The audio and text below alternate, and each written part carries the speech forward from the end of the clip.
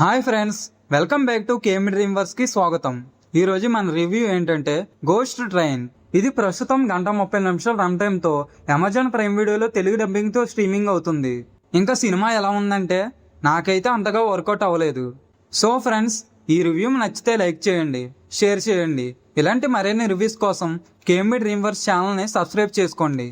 ఇంకా కథ విషయానికి వస్తే కిమ్ దా క్యూంగ్ అనే ఒక అమ్మాయి యూట్యూబ్లో హర్రర్ కంటెంట్ను చేస్తుంది. కానీ ఆమె ఛానల్కి వ్యూస్ రాక డౌన్ అయిపోతుంది.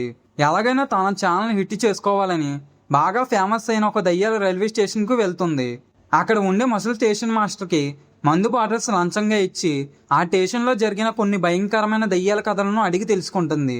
ఆ స్టేషన్ మాస్టర్ చెప్పే 4 వేరు భయానక కథలు కలయిక ఈ సినిమా. అయితే ఆ కథలు కేవలం కథలు మాత్రమే కావు.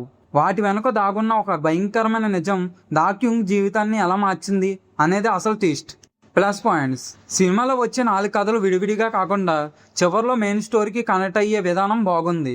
చీకటి అండర్ గ్రౌండ్ ట్రాక్స్, పాడుబడిన సబ్వేల్ సినిమాటోగ్రఫీ మరియు ట్రైన్ కిరుమనే సౌండ్ ఎఫెక్ట్స్ భయాన్ని కలిగిస్తాయి. అలాగే మనుషుల అత్యాశ, సోషల్ మీడియా యూస్ కోసం పడే తాపత్రయం వల్ల వాళ్ళు ఎలా నాశనం అయ్యారో బాగా చూపించారు. ఇంకా హీరోయిన్ యాక్టింగ్ చాలా న్యాచురల్గా ఉంది. మైనస్ పాయింట్స్: దెయ్యాలు మనం పాత కొరియన్ సినిమాల్లో చూసినట్లే ఉంటాయి, కొత్తదనం తక్కువ. ఇక క్లైమాక్స్లో వచ్చే మతపిచ్చి బ్యాక్ స్టోరీని సరిగ్గా వివరించకుండా వదిలేశారు. సో ఫైనల్గా నా ఒపీనియన్ వచ్చి, మీకు సినిస్టర్ లేదా గోస్ట్ మ్యాన్షన్ లాంటి సైకాలజీ హర్రర్ సినిమాలు నచ్చితే ఈ సినిమా గోస్ట్ ట్రైన్ ఒకసారి చూడొచ్చు. అలాగే ఈ మూవీలో అడల్ట్ సీన్స్ ఏమీ లేవు. కొన్ని వైలెన్స్ సీన్స్ ఉన్నా ఫ్యామిలీతో కలిసి చూడడానికి ఇబ్బందిగా ఏమీ ఉండవు.